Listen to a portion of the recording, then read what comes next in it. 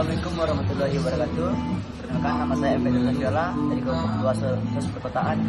Akan menjelaskan materi tentang pemikiran klasik tentang perkotaan di Asia, Afrika, dan Eropa.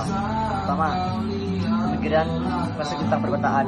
Kritik mengenai sosiologi perkotaan seringkali menjadi perhatian, di mana banyak kalangan para pemikir utama sosiologi klasik kajian tentang perkotaan tidak membahas secara khusus, tapi hanya dimasukkan secara kilas, dibahas secara jelas. Tapi untuk memahami perkotaan tentunya merujuk pada Max Weber, di mana pembahasannya dengan cara mengidentifikasi kota dengan keberadaan pasar dan di dalamnya. Sebagai konsekuensi, sangat jarang ditemukan pembahasan perkotaan secara utuh. Jika memahami bahwa kota lebih banyak dibahas sebagai lawan dan pembahasan keadaan desa yang sudah lebih dulu terkenal, atau hanya dibahas sebagai suatu tempat yang merupakan pusat aspek ekonomi sosial, politik, dan ekonomi. Dengan demikian, pemikiran klasik tentang perkotaan dapat memperkenalkan dengan pemikirannya mengenai perkotaan. Pemahaman mengenai perkotaan juga tak lepas dari aktivitas masyarakat yang ada di kota tersebut. Sosiologi perkotaan menurut pemikiran Asia atau sosiologi perkotaan tradisional memuat garis besar materi perspektif radikal dalam sosiologi perkotaan, sebenarnya membahas spesifik studi perkotaan di Asia Tenggara seperti Indonesia, Malaysia, Thailand, Singapura, dan lain-lain. Sosiologi perkotaan tradisional pemikirannya adalah Durkheim. Ada pembagian kerja dalam suatu sistem, nilai konsensus. Yang kedua, kota perwujudan kapitalisme, konflik borjuis dan proletar. Yang ketiga, kota perwujudan masyarakat modern atau rasionalitas atau birokrasi. Konteks permasalahannya tersebut, masa petani masuk kota, ancaman revolusi dan ancam dalam masa transisi. Munculnya kota industri kapitalisme awal ketimpangan revolusi Prancis. Transisi dari feudalisme, kapitalisme dari tradisional ke rasionalisme. Baiklah, saya akan melanjutkan tentang sosiologi perkotaan di dunia berkembang atau di bagian Asia. Kelompok Marxis ketiga menerapkan teori dan konsep sosiologi tentang dunia ketiga, Sociology of the Third World. Untuk menstudi kota kapitalisme, di sini dilihat sebagai sistem global seperti yang dikemukakan oleh Manuel Wallerstein. Bekas kolonial sekarang disebut dunia ketiga, Amerika Latin, Asia, dan Afrika. Menjadi bagian integral dari perekonomian Eropa, memasok industri mereka dengan bahan baku, menyediakan pasar untuk industri mereka dengan bahan baku, menyediakan pasar untuk produk industri mereka. Jadi menurut Wallerstein ada pembagian kerja internasional. Negara koloni terspesialisasi dengan produk primer dengan nilai tukar yang menguntungkan negara induknya. Sistem pertukaran yang tak seimbang. Dengan demikian perekonomian Barat berkembang dan perekonomian dunia ketiga terbelakang. Yang dijelaskan oleh Frank sampai pada gagasan tentang ketergantungan dan keterbelakangan. Ia menyatakan bahwa negara-negara pusat mengeksploitasi negara pinggiran lewat kota-kota metropolitan. Jadi mata rantai kunci eksploitasi adalah kota. Kekuatan kolonial bukan hanya menggunakan kota sebagai sarana untuk pemerintah, tapi juga untuk menyedot surplus dari daerah tersebut. Kelompok elit yang tinggal di kota-kota besar bekerja sama dengan kekuatan kolonial, menggunakan penguasaannya atas pasar lokal setelah mereka atas pemerintah untuk mengeksploitasi petani di pedesaan, membeli produk mereka dengan harga murah dan mengekspornya ke barat. Jadi kota mengeksploitasi desa dan elit perkotaan bersama kelas penguasa lebih memihak barat daripada rakyat mereka sendiri. Bahkan setelah kemerdekaan diperoleh oleh koloni tersebut, bahkan setelah mereka didik di barat, mengadopsi cara-cara barat, meniru gaya hidup barat seperti mewahnya rekannya di Paris atau New York.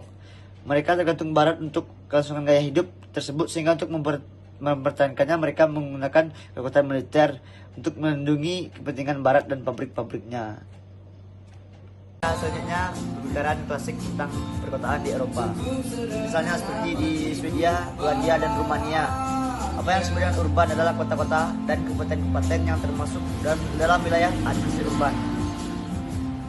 Di Hungaria, suatu pemukiman dapat disebut urban apabila pemukiman tersebut memenuhi persyaratan dan tidak memandang besar kecilnya daerah pemukiman tersebut. Di Kanada, semua kota, kabupaten, dan desa-desa yang digabungkan disebutkan urban. Di Australia pengertian urban adalah ibu kota dari provinsi atau ibu kota kekaresidenan.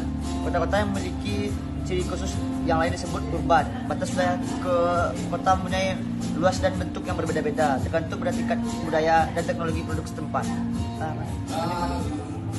Pemikiran perkotaan atau sosiologi perkotaan di Asia, terutama di Asia Tenggara. Pembahasan tentang studi-studi kota di Asia Tenggara dalam bab berikut mencoba mengungkapkan permasalahan kota-kota di Asia Tenggara, khususnya yang terkait dengan Indonesia, serta pendekatan yang dianut dalam studi-studi Indonesia, serta pendekatan yang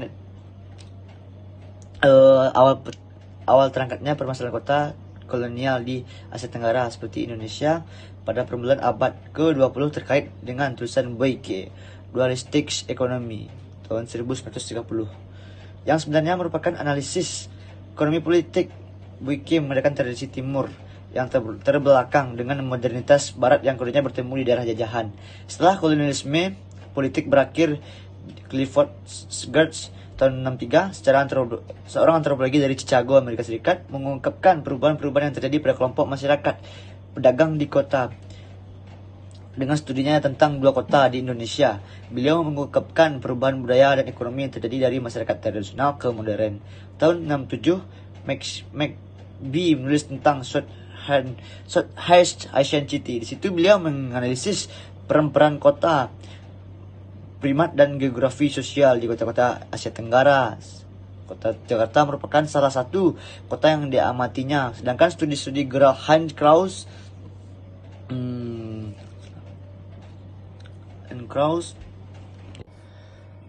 Revolusi tahun 1870 menghasilkan dua perubahan menurut Karl Marx. Pertama, ia mengubah fokus dalam teori ekonomi dari masalah-masalah ekonomi mikro tentang pengambilan keputusan ekonomi. Kedua, ia memperkenalkan teknik-teknik marginalis, sebuah cabang dari matematika terapan secara khusus ditambahkan untuk menganalisis pilihan rasional. Menurut Marx, dalam Das Kapital, ia menekankan bahwa untuk mengungkapkan dinamika yang mendasar dalam sistem kapitalis sebagai sistem yang bekerja secara aktual, yang berlawanan dengan versi yang diberikan oleh para ahli ekonomi politik, sangat bersifat naif. Marx menerima teori nilai tenaga kerja dari nilai pasar suatu komoditi ditentukan oleh jumlah tenaga kerja yang menghasilkan produksi itu. Gagasan Marx dalam hal ini selanjutnya dikenal istilah surplus value atau teori nilai lebih atau pertukaran yang tidak proporsional antara nilai pakai dan nilai tukar. Karl Marx sedang hidup di Eropa, terjadi revolusi industri. Lalu dalam hal ini, Marx lalu mengkritik ekspansi kapitalis dan korelasinya dengan krisis ekonomi. Menurut Marx, penggunaan mesin baru yang hemat buruh merusakkan keseimbangan antara kemampuan produktif dan permintaan, dan karena itu mempercepat krisis ekonomi. Selain itu, Marx ekspansi kapitalis akan membuat individu-individu semakin teraliansi dan paradoks dan atas kapitalisme akan muncul. Menurut Marx, kehidupan individu dan masyarakat itu didasarkan pada asas ekonomi, berarti bahwa lembaga atau institusi politik, pendidikan, agama, ilmu pengetahuan dan sebagainya sangatlah bergantung pada tersedianya sumber-sumber ekonomi untuk pertimbangannya. Karl Marx berpendapat bahwa kunci untuk memahami kenyataan sosial bukanlah dengan ide-ide yang abstrak, melainkan pada lokasi-lokasi pabrik atau kegiatan ekonomi lainnya, di mana para pekerja tidak jarang menjalankan tugasnya secara kurang manusiawi atau berbahaya, sekedar demi untuk menghindari dari kelaparan.